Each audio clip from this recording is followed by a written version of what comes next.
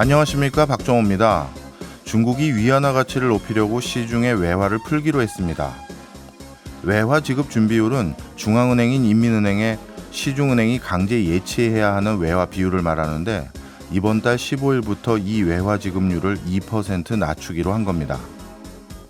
자연스럽게 시중은행은 중앙은행에 예치해야 할 외화가 줄어들게 되고, 이러면 시중에 유통되는 외화가 늘어나 위안화 가치 하락을 막을 수 있습니다. 이번 조치로 시장에는 21조 원 상당의 달러가 공급될 것으로 보이는데요. 이렇게 최근 중국이 환율에 신경 쓸 수밖에 없게 된 이유는 무엇일까요?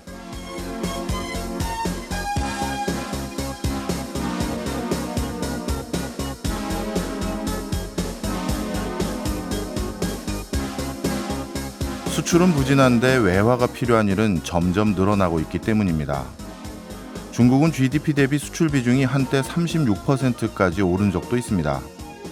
하지만 최근에는 10% 후반 수준으로 크게 떨어졌습니다.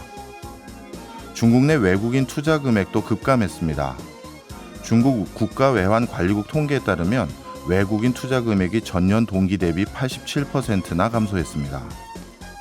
하지만 이렇게 외화 수급이 어려운 가운데 해외 국가들에게 약속한 1대1로 사업과 희소금속 해외 광업 투자까지 달러는 더더욱 필요한 상황입니다. 외화 지급 준비율 인하라는 초강수를 꺼내든 이유가 있었군요. 9월 4일 월요일 박종호의 손에 잡히는 경제 플러스 광고 듣고 시작합니다. 주식시장의 흐름을 알아보는 증시 열렸다 시간입니다. 오늘도 86번가 정광호 대표와 함께합니다. 어서 오세요. 네, 안녕하십니까. 예, 지난주는 우리 증시 참 좋았던 것 같고 대장주라고 할 수 있는 삼성전자 주가도 아주 고공행진을 한 것 같은데, 먼저 오늘 우리 증시는 어떻게 흘러가고 있나요? 네, 오늘 우리 증시는 지난주 금요일 미국 증시의 영향을 받는 모습입니다. 지난 금요일에 보시게 되면 미국 증시는 전강 후약의 모습을 보였었고요. 그리고 3대 지수가 각각 좀 서로 다른 혼조된 모습을 보였는데, 우리도 그런 모습입니다. 코스피는 약간 상승 0.04% 상승을 보이고 있는 반면에 거의 뭐 강보합인 거죠. 코스닥은 0.54% 약세를 기록하고 있습니다. 네.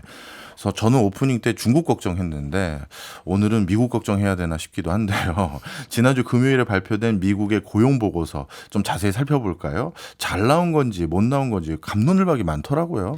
네, 그렇습니다. 처음 고용 보고서가 딱 나왔을 때는 금리가 내려가고 그다음에 증시가 올라갔었습니다. 근데 그 이후에는 앞서도 말씀드렸듯이 정강 후약의 증시 모습, 그 이후에는 오히려 반대로 금리는 올라가는 모습이 나왔었는데요. 이것은 미국의 고용 보고서에 대해 가지고서 서로 다른 생각들을 가지고 있기 때문에 그러하다입니다. 그러니까 크게 봐가지고서는 두 가지 우려가 재점화된 것 같아요. 첫 번째는 침체 우려. 가 다시금 고개를 든 것인데, 이건 왜 그러냐면 실업률이 좀 많이 올라갔습니다. 그러니까 여전히 매우 낮은 수준이기는 하지만 3.5%에서 3.8%로 0.3%포인트 크게 좀 올라가는 모습을 이번에 보이게 되었고요. 예. 그러다 보니까는 경기 침체 가장 강력한 신호로 실업의 증가를 꼽고는 하는데, 이 실업률의 증가 과연 괜찮을까? 또 한 가지는 비농업 고용 부분에서의 월간 고용 순증을 보게 되면 연초에만 하더라도 30만에서 40만 명이 매월 늘어났었거든요. 예. 근데 이번 숫자는 18만 7천 명으로 20만 명 아래로 떨어져 있는 상황이고요. 그리고 이번 달 숫자가 나올 때는 그 직전 2개월 숫자도 수정이 일어나는데, 네. 그 2개월 숫자에서도 그 크게 감소가 좀, 그러니까 합산해가지고서 11만 명의 하향 조정이 있었습니다. 예. 이걸 보게 되면은 평균적으로 한 15만 정도의 최근 3개월 월간 고용 순증밖에 안 되다 보니 혹시 이거 침체 우려가 벌써부터 들이오는 것 아니냐라는 얘기가 나온 거고요. 네. 반대로 인플레이션이 재점화되는 것 아니냐는 말도 나왔어요. 이거는 왜 그러냐 하면은 결국 근로자 입장에서 본인이 벌어들이는 수익이라는 거는 시간당 몇 시간을 버느냐, 그 다음에 일주일에 몇 시간을 일했느냐, 그래서 주간에 얼마를 버느냐로 나타날 것인데, 예. 그 숫자가 상승률이 조금 다시 올라갔습니다. 예. 그러다 보니까 이제 가장 투자자에게 좋지 않은 게 그거죠. 경기는 나쁜데 인플레는 다시 올라가는 것 아니냐. 예. 뭐 이런 얘기가 하루 종일 나왔었던 그런 데이터 발표 날이었습니다. 네. 참 진짜 해석하기 어렵네요. 예를 들어서 실업률이 올라간다라는 건 그만큼 경기가 안 좋아지고 있는 시그널을 볼 수 있기 때문에 그렇다면 인플레이션이 잦아들어야 되는데 인플레이션을 우려해야 될 어떻게 보면 시간당 인건비와 시간당 근로 시간 수가 증가했다는 건 야, 이거 뭐 어떻게 해석해야 되는 겁니까? 네, 이럴 때는 아무래도 연준의 능통한 인사의 발언에 우리가 주목을 할 수밖에 없을 텐데요. 네. 그렇다라고 하면 제일 먼저 머리에 떠오르는 게 월스트리트저널의 닉 티미라우스 기자입니다. 항상 이럴 때마다 그 친구를 찾아야죠. 네, 그렇습니다. 트위터에 어떤 내용을 적었냐 하면은 이번 고용 보고서를 보고서 아마 연준 관리들이 실실 웃을지도 모릅니다. 라는 식의 그러니까 아주 긍정적인 내용을 담은 것이죠. 예. 그러니까 왜 그러냐 하면은 한 줄로 요약을 해보면 노동 수요는 감소하고 있는 반면에 공급은 증가하고 있다. 라고 얘기를 했는데 우리가 미국의 노동시장에 대해서 근본적인 문제부터 한번 되짚어 볼 필요가 있습니다. 이번 코로나 이후로 일할 사람이 극단적으로 부족해서 예. 기업들은 적절한 일할 사람을 찾는 것이 너무나 힘들었고 그러다 보니 인건비도 많이 올라가고 인플레이션에도 좋지 않은 영향을 주었다라는 얘기들을 정말 많이 들어보셨을 거예요. 예. 그러니 지금 원하는 것은 너무 흉하게는 아니고 적절한 수준으로는 좀 고용 시장에 완화가 나타나가지고서 인플레도 좀 안정이 되고 기업들도 일할 사람 부족 현상이 좀 완화가 되었으면 좋겠다라고 생각을 하는 거거든요. 예. 그걸 한 줄로 이렇게 정리를 한 거죠. 노동 수요는 감소하고 있는 반면에 공급은 증가하고 있다. 즉 이거는 지금의 인플레이션 문제 해결에 대한 기미도 보인다라는 이야기이고 기업체들 입장에서는 부족한 일손을 빠르게 충원할 수 있는 그런 모습이 나올 것 같다인데 네. 이렇게 말씀드리면 그러면 실업률은 왜 올라갔냐라고 실업은 왜 증가했지라고 하실 수가 있거든요. 요거는 조금 어려우실 수가 있는데 그래도 이 부분에 대해 가지고서 정확히 이해를 하시기 위해서는 공부를 좀 하셔야 되는 부분 오늘 소개를 드릴까 해요.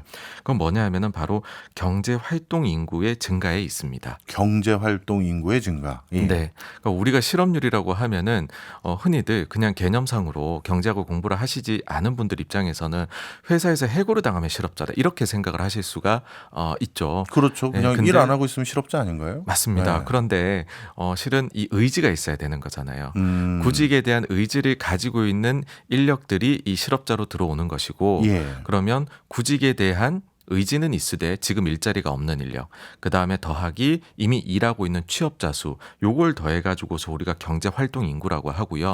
그 다음에 앞서 말씀드린 의제는 있으되 아직 직장을 구하지 못하신 분들이 실업자로 해서 요걸 나누면 실업률이 나오게 됩니다. 예. 그러니까는 아예 구직을 단념을 해버리게 되면은 경제 활동 인구도 줄어들게 되고요. 실업자도 감소하게 되는 상황이 나옵니다. 아, 그렇군요. 네, 그래서 가장 경제가 좋지 않을 때는 언제냐 하면 해고가 증가하니까 실업은 증가를 하는데 근데 취업자 수는 당연히 감소하겠죠. 해고가 증가를 했으니. 예. 근데 많은 사람들이 이렇게 경기가 안 좋은데 일자리 내가 구할 수 있을까 구직도 단념을 해버리는 그래서 경제 활동 인구도 감소를 해버리는 것이 네. 일반적인 침체 신호입니다. 네. 근데 이번엔 어땠냐면 취업자 수는 일단 늘었어요. 예. 실업자 수도 증가를 하긴 했지만 그리고 추가적으로는 경제 활동 인구가 크게 증가를 했습니다. 원래 보시게 되면은 그 지난 2021년도부터 23년 지금까지 데이터 나온 거 계절적 변경하는 특이 구간만 제외를 하면 한 20만 명 초반 정도의 경제 활동 인구 매월 증가가 나타났었어요. 예. 근데 지난 금요일에 나온 데이터에서는 70만 명 이상의 증가가 나왔거든요. 이렇게 큰 증가가 왜 나타났냐라고 해보면 구직을 단념했던 자들도 구직에 의지가 생겨난 것으로 보인다. 예. 이렇게 해석이 되는 거죠. 이게 바로 노동시장의 공급이 증가하고 있는 것이다라는 거고 그렇다라고 하면은 여전히 실업자 1명당 일자리 개수 공고가 몇 개 나 있냐라고 하면은 1.3개 중후반 정도가 나 있어요. 아직은 일자리가 많군요. 네, 그렇습니다. 그러니까는 시간의 문제이지 이렇게 다시 경제 활동 인구로 늘어난 분들이 일자리를 찾아 들어가게 될 것이다. 그러니까 지금의 실업률 상승에 대해서 침체 신호라 봐서도 안 될 것이고 오히려 노동시장의 공급 증가, 그래서 인플레이션의 안정에 기여를 할 수 있는, 어떻게 보면 요즘 하는 말로 고이들락스 같은 예. 그런 데이터가 나왔다라고 할 수가 있겠습니다. 예. 말씀 듣고 보니까 실업률이 이렇게 올라가는 데는 원래 구직을 포기해서 아예 구직 활동을 안 했던 사람들이 최근에 이제 나도 좀 구직 활동을 해야겠다라는 생각 때문에 실업률은 오른 것인데, 이렇게 실업률이 올라가는 것이 구직 활동의 적극적인 증가 때문이니까 당연히 인플레이션을 잡는데, 어떻게 보면 인건비가 낮아질 수 있는 요인 중에 하나니까요. 그런데도 기여할 수 있는 요소이다 보니 침체는 안 생기면서 물가도 잡힐 수 있는, 이거 굉장히 좋은 시그널이네요. 네, 그래서 결국 저는 자산 시장에서 예. 워낙 이 데이터 자체가 감론을박을 할 수 있을 만하게 나오기는 예. 했지만은 지금과 같은 방식으로의 해석을 결국은 하게 되지 않을까라고 생각을 합니다. 그러면 이제 질문이 생기는 게, 지난 금요일 증시를 보면 고용 보고서 발표 이후에는 처음에는 강세를 보였단 말이에요. 네. 그런데 점점 힘이 빠지더니 이건 왜 그렇게 된 거죠? 여기에 뭐 제일 크게 영향을 준 것은 뒤이어 나온 ISM 제조업 구매 관리자 지수 때문이지 않을까라고 생각을 합니다. 예. 이 데이터에서 세부 항목 중에 신규 주문 그리고 지불 가격이라는 게 있어요. 예. 요 신규 주문이 증가를 하는 것이 경제 입장에서는 좋습니다. 그러니까는 앞으로 경제가 좋아질 것 같으니 주문이 증가한다, 이렇게 받아들일 수 있을 테니까는요. 예. 그런데 이 신규 주문이 전월 대비해 가지고서 소폭 내렸습니다. 음. 그러니까 또 경기 침체 우려가 불거져 나왔고요. 예. 또 한 가지 우리가 ISM 제조업 구매 관리자 지수에서 재미난 세부 데이터는 뭐냐면 지불 가격인데, 이건 인플레이션하고 관계가 있습니다. 요 지불 가격이 올라가면 시차를 두고 실제 인플레이션도 올라가고요. 내려가면은 인플레이션도 좀 안정이 되는 경향이 보였었거든요. 근데 이게 전월 대비 좀 큰 폭으로 상승을 했습니다. 그러다 보니 인플레이션 우려도 재점화가 된 것인데, 이 부분도 제 생각에는 좀 더 디테일하게 우리가 깊게 들어가서 데이터 분석을 해야 되지 않을까라고 생각을 해요. 네. 왜 그러냐면 이 신규 주문이라는 것은 재고하고 같이 봐야 되는, 두 개는 한 쌍의 조화로운 쌍이라고 봐야 되는 거거든요. 왜냐하면 지금 가지고 있는 재고 대비해서 어느 정도 강도로 주문이 들어오느냐, 예. 이것이 결국은 경기를 나타낸다라고 우리가 표현을 하고요. 실제로 요 데이터가 왜 중요하냐 하면은 재고하고 신규 주문을 나눈 숫자 있지 않습니까? 요 숫자가 한국의 수출 데이터, 우리나라 수출 데이터가 글로벌에서 거의 최고의 선행 지표로 얘기를 하잖아요. 예, 그렇죠. 요거를 3개월 정도 선행을 합니다. 근데 요 비율이 계속 개선이 되고 있고, 이번에도 비록 신규 주문은 전월 대비 소폭 내렸지만 예. 재고가 훨씬 크게 줄었거든요. 음. 그러니까는 주문의 강도는 지금 가지고 있는 재고, 이제는 저는 과소 재고라고 표현하고 싶은데 예. 그것 대비해서는 강하게 나오고 있는 것이죠. 음. 그렇다 보면은 아마도 경기가 이런 걸로 봐서는 경기가 개선되고 개선될 것이다라는 그런 선행 지표상의 흐름은 뭐 똑같이 그대로 인라인하게 나온 게 아닌가 싶습니다. 네. 정말 희소식인데요. 최근 우리 경제가 생산도, 투자도, 소비도 모두 악재인 트리플 약세를 보이고 있다고 해서 걱정도 많은 상황에서, 특히 수출도 여전히 마이너스인데, 방금 말씀 주신 내용을 들어보니까 정말 좋은 뉴스인데요. 네, 그래서 사실 데이터라는 게 그렇거든요. 데이터 자체가 거짓말을 한다라기보다는 그것의 앞면에 보냐 뒷면에 보느냐에 따라 다른데, 뭐 앞서도 한 가지 뭐 추가로 말씀드려야 될 부분이 지불 가격 같은 네. 경우에도 이게 아직까지 40대요. 기준선 50 아래에 있거든요. 과거에 보시게 되면은 이게 한 40에서 60 사이에 움직일 때에는 별로 인플레이션 자극을 못 줘요. 요 데이터는 언제 의미가 있냐면 70, 80, 90을 갈 때 의미가 있는 거거든요. 예. 이번 인플레 사이클에서는 이 데이터가 90이 넘어가기도 했습니다. 오. 그럴 때는 의미가 있는 거지, 지금은 그래봤자 올라갔다 해봤자 40 초반이 40 후반이 된 것뿐이다라는 거고, 이처럼 데이터의 양면성에 대해서 또 정확히 말씀을 드릴 만한 부분이 지난주에 나왔던 우리나라 산업활동 동향 같습니다. 말씀해 주신 대로 트리플 약세이다, 안 좋다라고 말씀하시지만 사실 투자를 하는 분들의 입장에서는 그 데이터는 좀 보지 않는, 중요하지 않은 데이터거든요. 그래요. 왜냐하면 그거는 동행 데이터입니다. 투자는 어차피 미래를 사는 거니까 선행이 더 중요하니까요. 네, 그렇습니다. 예. 그래서 선행 데이터를 보게 되면 놀랍게도요, 우리나라가 지난 4월을 저점으로 해가지고서 계속 상승하고 있고 이날 동행 데이터 나온 동시에 선행 나왔거든요. 예. 그때 선행 데이터는 또 전월 대비 올라간 것으로 나왔습니다. 이거는 우리나라 통계청 자료에서만 그런 게 아니고요. OECD에서도 경기 선행 지수를 발표를 하지 않습니까? 그것도 보시게 되면 지난 2월을 저점으로 해가지고서 계속해서 전월 대비 상승세를 보여주고 있습니다. 네.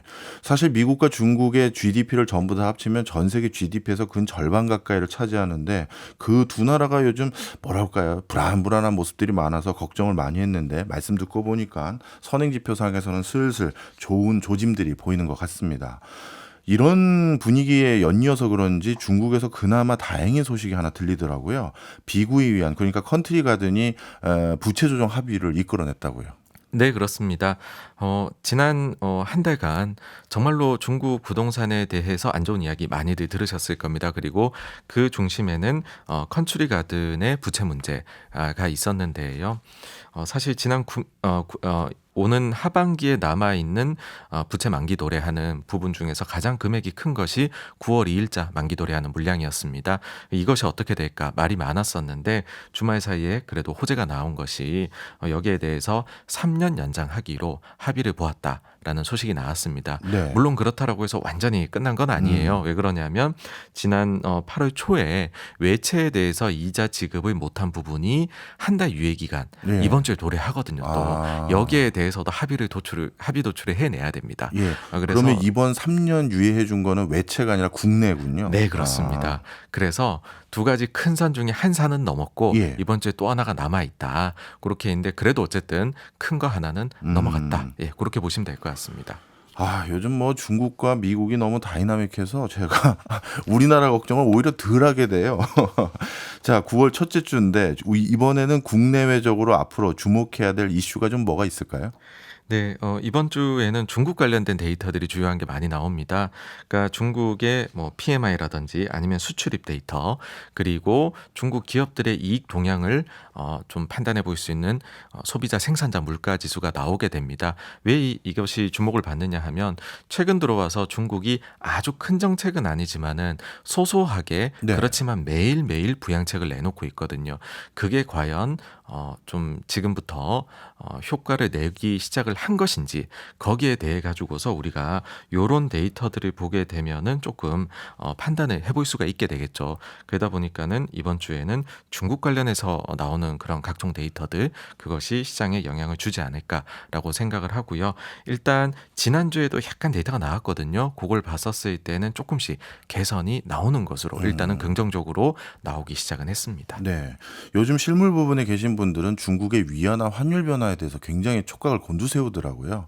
통상적으로 환율이라는 건 우리가 어느 정도 기대하는 예측치 안에서 박스권에만 있으면 크게 문제가 없는데 요즘 위안화 가치가 너무 많이 떨어지다 보니까 우리 원화도 좀 거기에 영향을 받아서 경제적으로 무슨 변화가 있는지 이런 걸 궁금해하시는 분들도 있는데 이건 어떻게 해석해야 됩니까?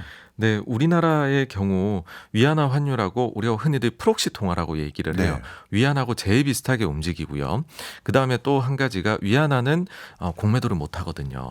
사실상 막혀 있습니다. 예. 그러다 보니 위안화가 약세될 것 같으면은 그래서 가장 상관관계가 높은 또 원화를 가지고 공매도를 하게 되는 그런 또 금융적인 현상도 있습니다. 예. 근데 우리나라 자체의 펀더멘탈만 경제 체력만 봤었을 때는 지금은 매우 나빠요. 예. 근데 선행 지표가 개선이 되고 있고 그리고 우리 경제에 제일 많이 영향을 주는 수출 데이터 있지 예. 않습니까? 지난주 금요일 날에 수출 데이터가 나왔는데 이게 잘 나왔습니다. 여전히 전년 동기 대비 해가지고서는 우리가 마이너스를 기록을 하고 있어요. 예. 그래서 그런 점들은 여전히 불만족스러운 부분이기는 한데 근데 우리가 매 10일마다 끊어가지고서 수출 데이터를 발표를 하거든요. 예. 7월은 안 좋았던 게 열흘 단위로 나올 때마다 나빠졌어요. 근데 8월 달에는 열흘 단위로 나올 때마다 좋아졌습니다. 예. 가령 일평균 수출을 보게 되면 8월 첫째 1월에서 1일에서 10일 사이에는 마이너스 15%였는데 그 다음에는 마이너스 10% 그리고 8월 전체로는 마이너스 8%가 나왔거든요. 개선세가 나타나기 시작을 했다라는 거고 더불어서 각종 한국을 둘러싸고 있는 선행 지표들도 지금 개선이 나타나고 있는 걸로 보이기 때문에 결국에는 저는 경제의 이런 그 선행 지표를 동행 지표들도 따라가게 될 것이다라고 봤을 때에는 지금이 제일 어두운 시기지 않나 네. 그렇게 생각을 합니다. 말씀 듣고 보니까 그렇게 되면 해외 그 외환 투기 세력들이 한국 원화 가치 하락의 공매도를 치기는 점점 어려워지겠는데요. 선행 지표도 좋아지고 실제 수출 실적도 동행 상황에서 개선된 게 뚜렷하게 보여지는 거니까요. 네, 그렇습니다. 다만 이제 딱 한 가지 예. 수급 측면에서 추가로 말씀을 드리자면 우리나라 같은 경우에는 지금 이란 관련된 자산이 원래 동결돼 있다가 예. 돌려주고 있지 않습니까? 예. 이게 외환시장에 영향을 줄까 봐서 음. 나눠 가지고서 한 2, 3개월에 걸쳐서 예. 지급을 하는 걸로 알고 있는데 그 부분도 영향을 지금 받고 있는 걸로 보이거든요. 아. 근데 이것도 결국은 단기간에 걸쳐서 나타나는 것이기 때문에 한국의 그런 이제 펀더멘털을 흔들 만한 요인은 아니다라고 생각을 합니다. 알겠습니다. 모처럼 우리 증시뿐만 아니라 경제에도 좋은 소식이 가득한 내용들이었네요. 알겠습니다. 지금까지 정광호 대표였습니다. 오늘도 고맙습니다. 감사합니다. 저희는 광고 듣고 2부로 돌아오겠습니다. 친숙한 기업 이야기로 경제와 친해지는 신기반기 레드칩 시간입니다. 오늘도 카운트 신기주 대표 나왔습니다. 어서 오세요. 네, 안녕하세요. 예. 야, 오늘 들고 오신 기업은 요즘은 비즈니스 미팅 하려면 종종 가보게 되는 그 공간을 운영하는 회사인데 오. 야, 위기 소리 나왔다고요? 네, 위워크. 예. 위워크가 워크아웃 들어갈 것 같아요. 그 정도로 안 좋습니까? 진짜 파산 위기인데요. 예. 위워크 말씀하신 것처럼 대표적인 공유 오피스죠. 그러니까 이제 공유 오피스 산업을 창조했다고 봐야 돼요. 그렇죠. 없었던 걸 만들었다 이렇게 예. 할 수 있겠고요. 근데 이게 워크아웃에 들어간다고 하는 게 며칠 전이었는데 워스트저널하고 블룸버그가 다 보도했으니까 거의 기정사실이냐? 물론 뭐 사실 기사 배상할 수도 있는데 이유는요. 일단 뭐 실적이 너무 안 좋아요. 예. 일단 2023년 2분기 실적이 3억 4,900만 달러 영업 손실인데 이게 요것만 손실이 아니고요. 지난 4분기 내내 아니다. 2016년부터 내내 적자예요. 16년부터요? 네, 2016년부터. 그러니까 8년 동안 계속 적자거든요. 음. 적자가 너무 누적되니까 더 이상 견딜 수가 없는 건데 희망도 좀 없는 거죠. 어쨌든 거의 뭐 창업한 건 2010년이니까 네. 2010년부터로 생각하면 그러면 그러면 13년 동안 한 번도 돈을 번 적이 없다. 뭐 이렇게 되는 겁니다. 그렇군요. 그러니까 이제 챕터 11 파산 보호 신청을 한다고 하는데 예. 그 연방 파산보호법 11조라는 게 뭐냐면 쉽게 얘기하면 돈 못 갚아요. 예. 그러니까 혹시나 이제 위협과 돈 빌려준 사람들한테는 정말 청천벽력인 거고 그리고 자산을 매각할게요. 그러니까 있는 돈, 있는 자산을 팔아갖고 빚을 갚는다고 노력해볼게요 이런 건데 위워크의 자산이라는 게 결국 사무실 같은 거잖아요. 네. 그러니까 이제 상당한 구조조정이 있을 것 같고 챕터 11이 실제로 들어가면 많은 혼란이 있을 것 같아요. 네. 이 초반부터 이렇게 돈도 못 벌면서 계속 여태까지 버텨왔는지는 전 몰랐는데 위워크가 그러면 원래부터 사업성이 없었던 건지 아니면 어떤 특별한 상황 때문에 앞으로는 기대가 좋았었는데 지금 이 지경이 된 건지 그거 궁금하네요. 야, 이게 중요한 말씀인데요. 그러니까 예. 지금 제가 분석하고 있는 거는 원래부터 잘못된 비즈니스 모델인 것 같아요. 근데 그게 불운이 두 개가 겹치면서 예. 하나는 코로나 팬데믹, 예. 하나는 요즘 금리가 너무 높잖아요. 고금리 상황. 이 두 개가 연타를 맞으면서 예. 비즈니스 모델이 갖고 있었던 근본적 위기가 그 약점이 드러난 게 아닌가 싶거든요. 예. 일단 위워크가 파산했던 위기설이 나온 거냐 지금이 아니고 4월부터 시작됐어요. 왜냐하면 4월 달부터 주가가 1달러 아래로 내려왔거든요. 근데 미국 증권에서는 주가가 30일 거래일 동안 한 달 동안 계속 1달러 아래면 상장 폐지예요. 그렇죠. 그러니까 이제 4월 18일 날부터 상장 폐지 요건에 들어갔다 평가를 하고 예. 그러니까 결국 이제 계속 위기가 있는 거죠. 앞으로 6개월 동안 주가가 1달러 이상으로 올라가지 않으면 상폐가 되는데 네. 지금 위워크 주가가 오늘 날짜로 0.1달러예요. 네. 야. 그러면 10배 올라야 1달러가 되잖아요. 그렇네요. 야, 이게 이런 주식이 이렇게까지 돼. 이게 동전주라고 하죠. 예. 그러니까 이게 그 상폐 절차에 돌입했다고 그 SEC가 발표도 했어요. 그 최근에. 그러니까 이제 워크아웃 들어가고 상폐되고 뭐 엎친 데 덮친 격인 거죠. 그런데 거기에 더 하나가 문제가 있는 게 예. 위워크 스스로 우리도 안 될 것 같아요라고 얘기한 거예요. 스스로도요? 네, 스스로 정확한 워딩이 뭐였냐면 기업으로서 지속 가능성에 대한 상당한 의구심이 있다. 이게 비즈니스 모델을 갖고 있는데 기업은 예. 이 모델이 워킹이 안 된다고 얘기하는 거죠. 예. 노워크예요. 위워크가 아니고. 그러니까 이 이유가 뭐냐면 지금 말씀드린 것처럼 적자가 누적됐어요. 근데 이게 아마존처럼 비즈니스 모델이 워킹을 하면 적자가 누적돼도 희망이 있잖아요. 그렇죠. 그러면 계속 투자도 하죠. 그러면 이제 보통 이런 걸 얘기하는 게 예견된 적자라고 하죠. 쿠팡도 그랬고 쿠팡도 역시 결국 흑자 전환을 해내잖아요. 네. 근데 미워크도 처음에는 그렇게 생각했던 거죠. 적자가 많아도 투자를 해주면 그러면 워킹이 될 것이다. 그런데 그 적자가 누적되면서 그러면서 사실은 팬데믹 때 적자가 1년에 6조 원 났었거든요. 이야. 근데 이때도 이런 얘기했었던 거예요. 그러니까 그 위기가 있었는데 사실은 근본적 위기를 팬데믹이라는 위기가 감춰준 거죠. 그러니까 오히려 팬데믹은 그걸 드러냈던 원인일 수 있겠다 싶은데요. 오히려 비즈니스 모델 자체 위기가 그냥 그게 아니라 팬데믹 때문에 특이한 경우다라고 오해하게 만든 맞아요. 거군요. 네. 그리고 나서 끝났는데도 그럼 끝나면 사실은 회복돼야 되잖아요. 예. 지금 지난 4분기 동안 제가 계산을 해봤더니 누적된 적자가 2조 원이 넘어가요. 야. 그러면 팬데믹 때 6조 원이었는데 그때는 뭐 예외적이라고 했는데 지금은 팬데믹 끝났는데 2조 원이면 이건 어딘가 문제가 있는 거죠. 네. 그러니까 이제 미버크 스스로도 상당한 의구심이 있다고 스스로 얘기할 정도면 시장에서는 의구심이 아니고 확신을 갖고 있는 거고 그게 주가로 1센트 주가가 됐다는 게 그게 보여주는 거죠.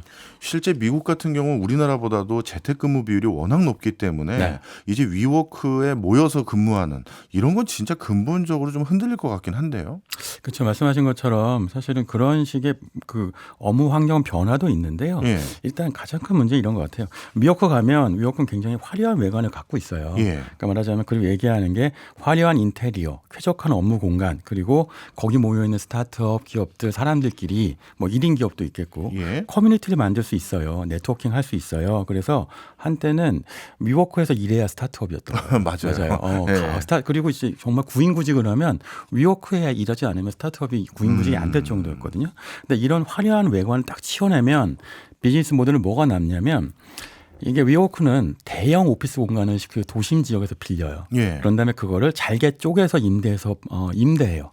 뭐 쉽게 얘기하면 부동산 쪼개 팔기인데 이걸 금융 쪽으로 설명드리면 장기로 빌려서 네. 단기로 임대하잖아요. 예. 그럼 사실은 부채 불일치가 나타나죠. 그럴 수 결국 있죠. 손실이 나타날 수밖에 없는 구조예요. 근본적으로. 근데 이렇게 장기로 빌려서 단기로 빌려주고 그리고 대형 오피스를 빌려갖고 잘게 쪼개 팔게 되면 예. 여기에 전제 조건이 있는데 그게 뭐냐면 일단 수요가 강력해야 되고요. 네. 재택근무라는 수요가 있어야 되고 또 하나가 뭐가 있냐면 스타트업 씬이 굉장히 활성화돼야 되는 측면이 있고 가장 중요한 건 금리가 싸야 되는 거죠. 부동산을 임대하는 거잖아요. 그렇죠, 미워크도 그렇죠. 돈이 어마어마하게 있는 건 아니니까 예. 도심 지역에 있는 부동산 공간을 대형으로 임대하는데 위워크가 2010년에 창업했어요. 그때는 금리 상태가 0.25%였죠. 저금리, 제로금리였잖아요. 그렇네요. 그러니까 사실 2008년 금융위기 이후에 아시다시피 미국은 10년 동안 초저금리였으니까 그때한테는 미워크한테 굉장히 좋은 사업 환경이었던 거죠. 그러니까 미워크가 번듯한 도심에 있는 뭐 뉴욕 맨하탄, 뭐 서울 강남 이런 곳에서 공간을 빌려서 이거를 잘게 쪼개갖고 팔아도 조달금리가 싸니까 버틸 수 있었던 겁니다. 그러니까 그러니까 이렇게 필요하면 이런 비즈니스 모델을 갖고 있으면 필요한 건 뭐냐면 위워크란 브랜드가 필요해지는 거예요. 네. 그러니까 위워크가에서 일하면 스타트업 성공해요. 뭐 사실 위워크에서 시작해서 성공한 스타트업이 한국에도 꽤 있거든요. 또 아니면 위워크에서 있으면 뭐 정말 뭐 시작부터 좋은 뭐 기업이에요. 이런 것 때문에 네. 브랜드하고 깔끔한 인테리어에 집착을 하는데 이렇게 되면 뭐가 비싸지냐면 유지 비용이 비싸죠. 그렇죠. 그러니까 적자가 나오는 이유가 다 있는 거예요. 예. 그래서 사실 그런데 재택근무, 그러니까 팬데믹이 끝나고 나서 보니까 사실 수요의 위기가 왔잖아요. 재택이 예. 끝났으니까. 그런데 고정 비용은 계속 나가게 되는 거죠. 근데 그때 스타트업들이 깨닫는 거예요. 여기 있어 봤더니 비용이 생각보다 비싸네. 실제로 위워크에서 일해보면요. 이건 뭐 사이트마다 다른데요. 한국의 경우에는 1인 스타트업, 한 명이 하는 스타트업의 경우에는 한 달에 한 100만 원 이상 내야 돼요. 스타트업이 한 달에 100만 원을 네, 한 달을 내야 돼요.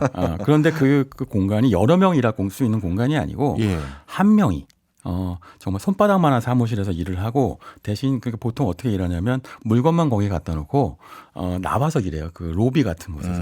그러다 보니까 이 공간을 어떻게 쓰는 거냐여서 점점점 그 신뢰가 줄어들어서 수요가 줄게 되고 그런데 위워크는 장기 계약해서 단기 임대했으니까 이런 식의 어떤 부채는 계속 늘어나는 상태인 거죠. 네. 이게 다 드러나게 되는 게 금리가 올라가게 되면서 사업 모델에 대한 근본적 리스크가 있게 된 것이고 네. 다시 말씀드리지만 위워크 스스로도 우리도 이게 되는지 잘 모르겠어요. 모르겠어요. 네. 라는 얘기를 창업한 지 13년 차 된 회사가 하게 된 겁니다. 예. 놀라운 일이죠. 예. 몇 해 전에 아시아의 위워크 굉장히 높으신 분을 우연히 싱가포르에서 만난 적이 있었는데 그때 제가 위워크 비즈니스 모델이 이해가 안 가서 여쭤봤어요. 아, 네. 뭐라고 하셨냐 하면 본인들의 아니 남들이 직접 그 오피스를 빌리면 되는데 네. 굳이 너희를 하나 중간에 거쳐서 그러니까요. 비춰야 될 이유가 뭐냐 네. 했더니 그때는 저한테 굉장히 설득력 있는 형태로 말씀 주신 게 어. 좋은 오피스 환경은 작은 스몰 비즈니스 하는 사람들은 구할 수가 없다.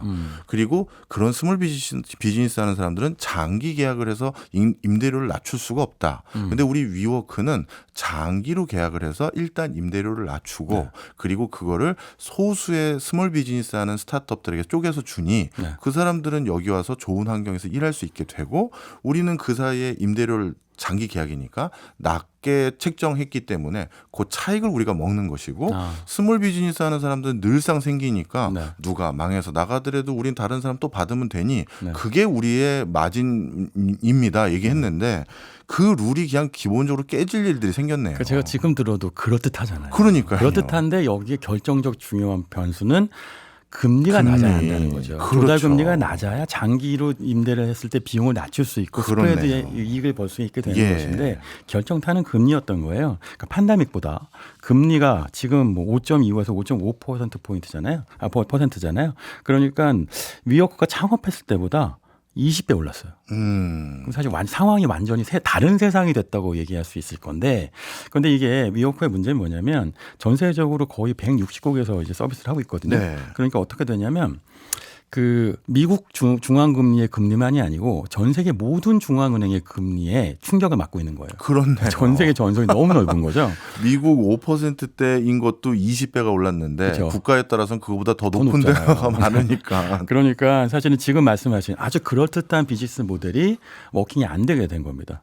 한국만 놓고 해도 마찬가지인데요. 한국 같은 경우에는 지난해 위워크가 순손실이 1,400억 원이었어요. 이야. 위워크 코리아가. 예. 근데 거기서 이자 비용으로만 613억 원이 나갑니다. 그러면 한 3분의 1 이상이네요.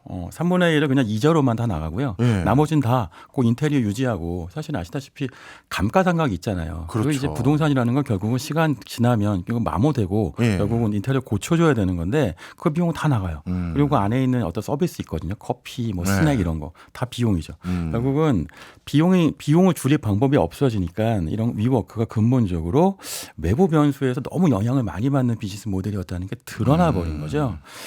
그러니까 위워크가 어떻게 하냐면 우리는 한때 상장됐잖아요. 네. 우여곡절 끝에 우리는 테크놀로지 기업이에요라고 얘기를 하는 거예요. 예. 기술 기업입니다. 예. 사실 부동산을 재임대하는 기업인데 그러면서 뭐 자기 회사 소개 자료에 예. 테크놀로지라는 단어가 110번 들어가요. 와. 그런데 테크놀로지 기업이라고 하는 게요. 뭐 예를 들면 기술을 갖고 있다 이런 게 아니라 예. 기술을 통해서 작은 추가 비용만 갖고도 굉장히 높은 추가 가치를 창출할 수 있어야 기술 기업이거든요. 예. 대표적으로 구글하고 메타 같은 경우가 구글 메타는 그러니까 기반 기술에 대한 투자를 더 이상 할 필요가 없어요. 그렇죠. 소셜 네트워크나 뭐 검색 이런 건 이미 개발되어 있는 거고 예. 그냥 고객이 늘면 고객에 따라서 부가가치가 더 늘어나는 그러니까 결국 성공 모델이 자가복제되는 방식인데 네. 위워크는 그냥 고비용 저효율 구조인 거죠. 그걸 저비용인 상태였던 저금리 때는 괜찮았는데 네. 비용이 올라가면서 힘들어지게 되는 겁니다. 음. 여기에 제가 분석해보면 하나가 더 심각한 문제가 있는데 기술 기업이나 네트워크 기업, 플랫폼 기업이라고 얘기하려면 고객이 우리 회사의 어떤 서비스를 이용하면 그 서비스를 이용한 데이터를 축적해서 고객의 행동 패턴을 분석할 수 있어야 돼요. 그렇죠. 그런데 위워크가 알 수 있는 건 그냥 예. 우리 회사에 어떤 회사가 임대했다를 알 수 있어요. 하지만 그 회사 비즈니스 모델 그거는 그 회사 스타트업의 그 비밀이죠. 알려줄 그렇죠. 리가 없죠. 예. 뭐 직원 수 이런 것도 안 되고 또 아니면 뭐 직원의 뭐 어떤 행동 패턴 이런 것도 불가능합니다. 결국은 많은 고객을 갖고 있지만 데이터는 아무것도 없는 거예요. 그러니까 추가 가치 창출이 안 되는 거죠. 그렇네요. 그러니까 이런 게 반복되면서 위워크도 결국 실패를 인정하고 상장 폐지하고 파산 신청했다는 건 우리도 안 될 것 같아요. We are not working 이렇게 이야. 하는 겁니다. 어찌 보면 한때는 정말 각광받았던 회사인데 지금 돌이켜 보니까 이게 근본적으로 문제가 많았구나. 이제는 확인이 된 건데요. 네. 처음에 이건 누가 하기로 한 겁니까? 이건요, 그 이스라엘 출신 벤처 사업가인데 애덤 뉴먼인데 예. 정말 잘생겼어요. 정말 잘생겼어요? 긴 머리에 예. 좀 락커처럼 느낌이 있고요. 예. 아내도 레베카 뉴먼이라는 인물인데 어마어마한 미인입니다. 그러니까 두 인물이 스타성을 갖고 있다는 거예요. 아, 그러니까 지금 이런 주목도가 얘기, 이런 있었구나. 거 있잖아요. 네, 어떤 네. 사람이 얘기해도 멋진 사람이 얘기하면 그럴듯하게 들리고 그럴 수 아닌 있죠. 사람이면 신뢰감을 줄 수도 있겠죠. 이런 분들이 말도 잘하더라고요. 말씀도 굉장히 잘해요. 네. 게다가 하나 뭐 어떤 배경이 있냐면 애덤 뉴먼은 이스라엘 출신이니까 키부츠 출신이에요. 예. 키부츠는 왜 공동 주거, 공동 노동하는 곳이잖아요. 아, 공유 오피스. 맞아요. 아. 네, 그러니까 처음에 이 애덤 뉴먼이 했던 건 공동 주거였어요. 예. 키부츠처럼. 근데 공동 주거가 잘 안 되니까 그러면 공동 오피스 같이 일합시다였는데 이게 먹힌 거죠. 뉴욕에서 이걸 만드니까 네트워킹 필요한 사람들이 와갖고 사무실에 성공했고 그래서 투자자들 설득했는데 여기서 투자자 설득한 아까 잠깐 그럴듯한 설명을 해서 꼭 네. 했던 사람 중에 한 명이 소프트뱅크의 손정희 회장이죠. 이야, 큰 손 잡았군요. 근데 이 인물이 투자한 액수가요. 처음에 62조 원 평가해갖고 이 회사의 지분을 80% 가져왔으니까 50조 원 정도 투자한 거예요. 50조 원이요. 그리고 그 다음에는 애덤 뉴먼을 결국은 이거 말이 안 되네 싶어갖고 2019년에 위워크가 상장에 실패하면서 쫓아내거든요. 예. 그때 쫓아내기 위해서 추가 투자한 금액이 22조 원이에요. 와. 그러니까 한 7, 80억 원 정도를 그냥 위워크에다가 쏟아 부었다가 지금 상폐되면 영원이잖아요. 예. 그러니까 휴지곡이 된 거죠. 예, 이거는 스타트업계에서 굉장히 유명한 일화예요. 손정희 회장이 미국 대통령을 만나러 가려는 찰나에 네. 대통령 일정과 뭐가 안 맞아서 차 속에서 이동하는 과정에서 이 뉴먼이라는 CEO를 잠깐 인터뷰해보자라고 한 거거든요. 그때 뉴먼이 아주 달변으로 네. 예, 설명을 했더니 손정희 회장이 마음에 들었나 봐요. 네. 그래서 뉴먼한테 뭐라고 얘기를 했냐면 똑똑한 사람과 미친 사람 중에서 둘이 경쟁하면 누가 이길 것 같냐 했더니 네. 똑똑한 사람이요 했더니 미친 사람이 이긴 거다라고 하면서 너는 아직 미치지 않았다 하면서 이 돈 줄 테니 사업을 진짜 미친 듯이 더 확장해라라고 그때 돈을 준 건데 그 상황이 정말 미친 짓이야. 뭐 정말 그 한 5분 10분 사이 이동 시간 동안 80조 원을 날린 거니까. 알린 거네요, 진짜. 야. 그러게요. 웃을 일이 아니군요. 지금 네. 그 애덤 뉴먼 이 사람은 뭐 하고 있나요? 비슷한 거 또 한다고 해요. 네. 또 해요? 지금은 이제 플로어라고 하는 그러니까 공유 오피스는 아니고 공유 주거를 하려고 합니다. 아. 근데 놀라운 거는 여기엔 그 유명한 A16G 그러니까 안데르센이라는 투자자가 투자를 했어요. 예. 또 제2의 손정희가 될 건지 이번엔 다를 건지 모르겠지만 예. 어쨌든 애덤 뉴먼은 살아남았고 미오크는 죽었으니까 나만 살았다. 예, 짧게 파산되면 어떻게 됩니까? 파산 이거 사실은 상업용 부동산에 대한 충격이 상당할 것 같아요. 예. 어쨌든 공실이 늘어나잖아요. 예. 그러니까 그게 뭐 한국에도 여파가 미칠까 봐 걱정되긴 합니다. 알겠습니다. 지금까지 신기주 대표였습니다. 오늘 고맙습니다. 고맙습니다. 지금 듣고 계신 곡은 다이나믹 듀오의 링마벨입니다. 요즘 미국과 중국 경제가 너무 다이나믹해서 이 다이나믹 듀오의 노래를 선곡해봤습니다. 우리나라 걱정하기가 시간이 없을 정도네요. 박정호의 손에 잡히는 경제 플러스는 내일 11시 5분에 다시 찾아오겠습니다. 오늘도 고맙습니다. 그럴 땐 내게 봐. 그럴 땐 우리가 해결사밖에 경제 생활의 플러스가 되는 아주 경제적인 시간. 박정호의 손에 잡히는 경제 플러스.